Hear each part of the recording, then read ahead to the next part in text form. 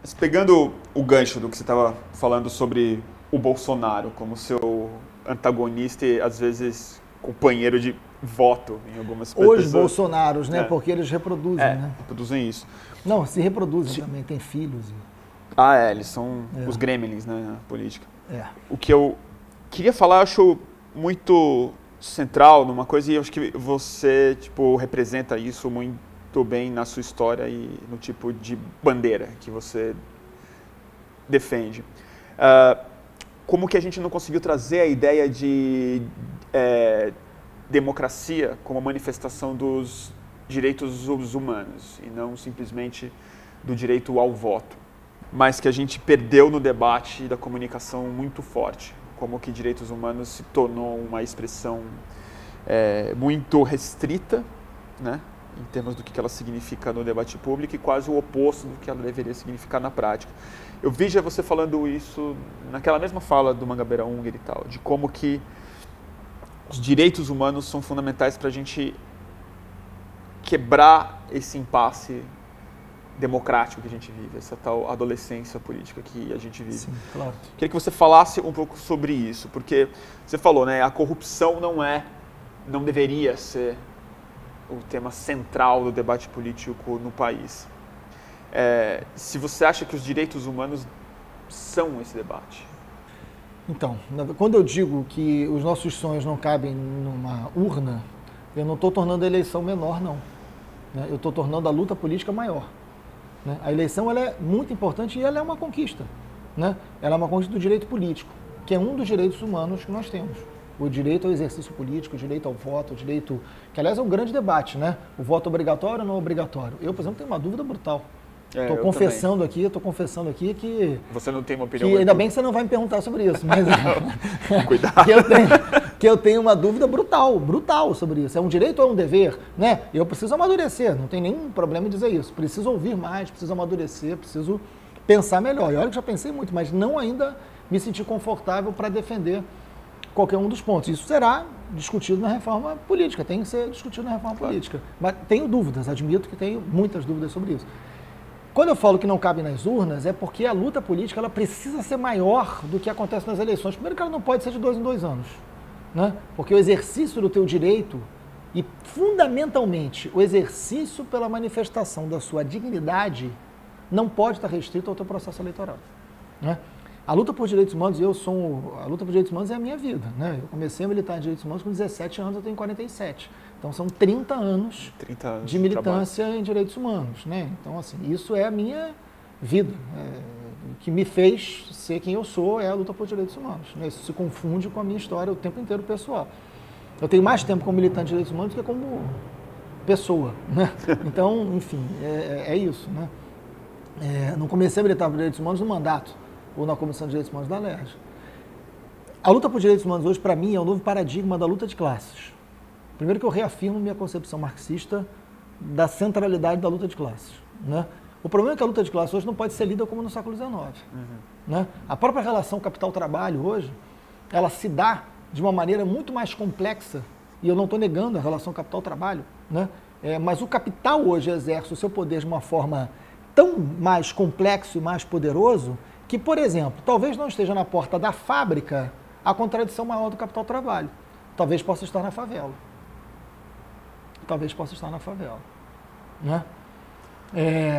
O debate sobre a questão... Ou na penitenciária. Hoje nós trancafiamos mais negros nos presídios do que coube em qualquer navio negreiro ao longo de todo o nosso modo de produção escravista. Hoje nós temos muito mais trabalhadores em condições análogas à escravidão em pleno século XXI do que tivemos em todas as lavouras de cana-de-açúcar do século XVI e XVII.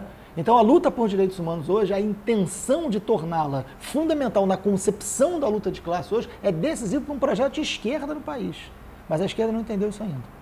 Você acha isso? Não, tenho plena convicção de que a esquerda não entendeu ainda a centralidade da luta por direitos humanos. Tanto é que ele é um dos temas da esquerda. Ele não é um tema, direitos humanos não é um tema transversal na esquerda. A esquerda vai debater economia, vai debater educação e debate também direitos humanos. É isso que eu acho estranho, Não entende que direitos humanos é transversal. Quando você pensa na economia, a economia tem que ser para quem? Qual é a lógica da economia? Qual é a lógica de desenvolvimento? Que tipo de desenvolvimento? Que tipo de projeto de educação? Qual é o sentido? Isso é uma reafirmação dos direitos humanos, que é essencialmente a garantia da dignidade humana, né? Que não pode ter CEP, que não pode ter CPF, que não pode ser determinado por conta bancária, né? O próprio tema que você toca aqui, o próprio tema do sistema penitenciário, eu trabalho com o sistema penitenciário desde os meus 22 anos de idade, né? O sistema penitenciário hoje é uma marca muito grande do poder opressor do capital, da lógica que está ali colocada, e também da indiferença da esquerda, que não olha para o sistema penitenciário com a centralidade que o encarceramento deveria dar, né? E no mundo, o Brasil hoje caminha em passos largos para uma política muito semelhante à dos Estados Unidos. Mais de 500 mil presos. A taxa de crescimento da população carcerária nos últimos anos é a maior do planeta, no Brasil. É a maior do planeta? É. Para todo Estado mínimo, é necessário um Estado penal máximo. O Estado penal máximo significa o controle dos setores pobres que sobraram na sociedade de mercado, né? Você não tem mais como inimigo público das políticas de segurança pública o subversivo, o comunista, ou aquele que usa a camisa do Che Guevara, né? O inimigo público hoje é quem sobrou de uma sociedade de mercado. Eu não sei quem ele é, mas eu sei a cor que ele tem e onde ele mora, né? Eu chamo de menor.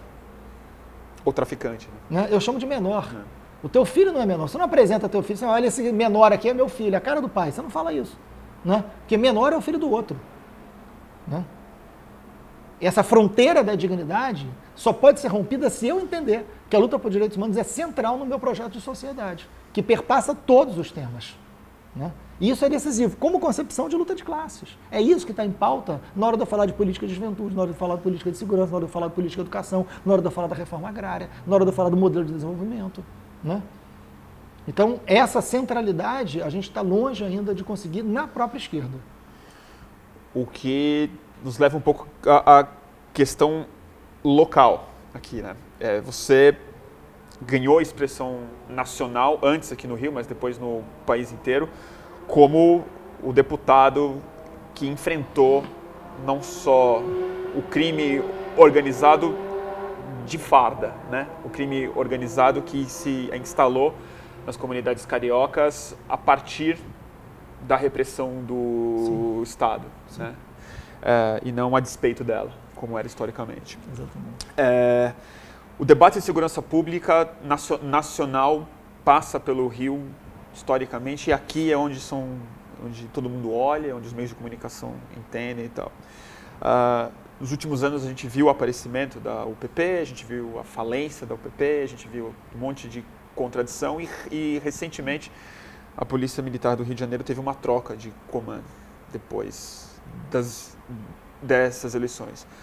Alguns ativistas históricos dos direitos humanos, como o Luiz Eduardo Soares, a Julita, comemoraram muito a entrada do Coronel Ibis, do Robson na Polícia Militar. Queria que você desse um panorama atual disso, qual a sua avaliação e se você acha que o Rio está entrando num caminho, digamos, se não certo, pelo menos melhor do que a gente viu nos últimos 4, 8 anos. Vamos lá. Eu presidi a CPI das milícias em 2008, né? Foi a primeira coisa que a gente fez no mandato nosso, que começou em 2007. Eu apresentei o pedido de CPI das milícias no terceiro dia do mandato, em 2007, só foi aprovado em junho de 2008.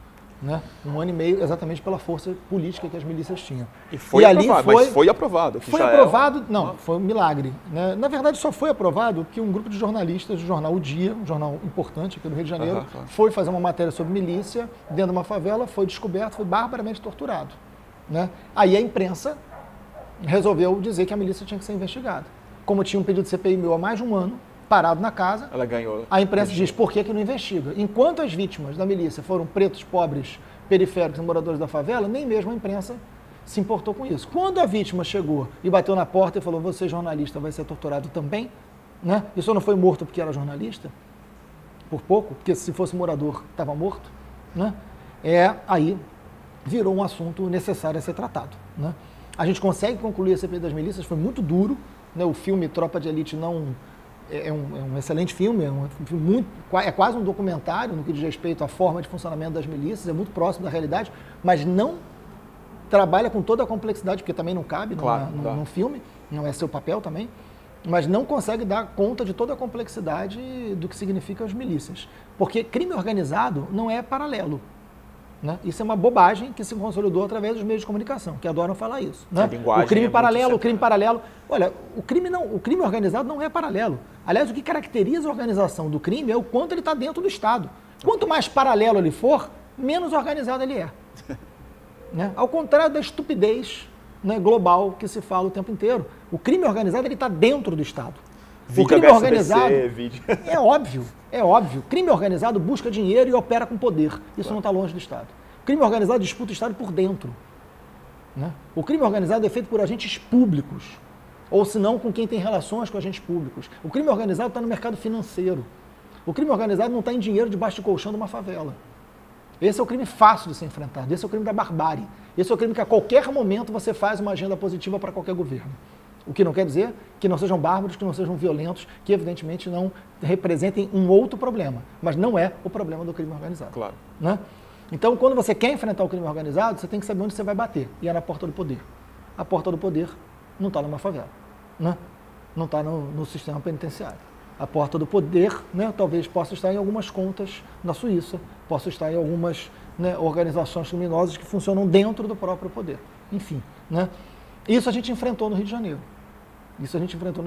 Foi muito importante essa virada, né, na lógica ali de direitos humanos, né? Enfim, fazendo essa agenda. Mas muito longe de ter resolvido. Muito longe de ter resolvido. Hoje o Rio de Janeiro ainda vive o problema das milícias crucial. Pra você ter uma ideia, o número de milícias em 2008, quando a gente fez a CPI, eram de aproximadamente, não o número de milícias, o número de áreas dominadas por milícia, era de aproximadamente 170 áreas, hoje passa de 300. Aumentou. 300. Aumentou. Né? O número de pessoas subordinadas ao poder das milícias aumentou de 2008 para cá. Então está longe. Então a ideia de comemorar a segurança pública do Rio de Janeiro, eu tenho muita dificuldade. Se eu olhar para as milícias, eu não posso comemorar. Né? Por mais que os líderes estejam todos presos. Mas prisão, em lugar nenhum do mundo, foi suficiente para derrotar a máfia. Máfia não se detém com prisão. Máfia se detém com ações concretas que retirem dele, principalmente, poder econômico. Isso não foi feito. Isso não foi feito. As propostas, são 68 propostas concretas do relatório da CPI. Elas não foram cumpridas no que diz respeito à retirada de poder e de estrutura de poder. Não foram cumpridas, propositalmente. Porque a milícia é o único crime no Rio de Janeiro que consegue transformar domínio eleitoral em domínio territorial. Aliás, ao contrário, consegue transformar domínio territorial em domínio eleitoral, coisa que o tráfico nunca conseguiu, porque não é organizado. Né? O tráfico nunca elege ninguém, o tráfico não disputa poder. Eu sempre brinco, dizendo, sabe qual é a diferença do tráfico para a milícia? Um é nós já é nós. O outro diz Vossa Excelência. Né? Essa é a diferença. E eu não estou com isso dizendo que o tráfico seja menos importante, ou não tenha que ser enfrentado, mas são políticas completamente distintas de enfrentamento de um e de outro.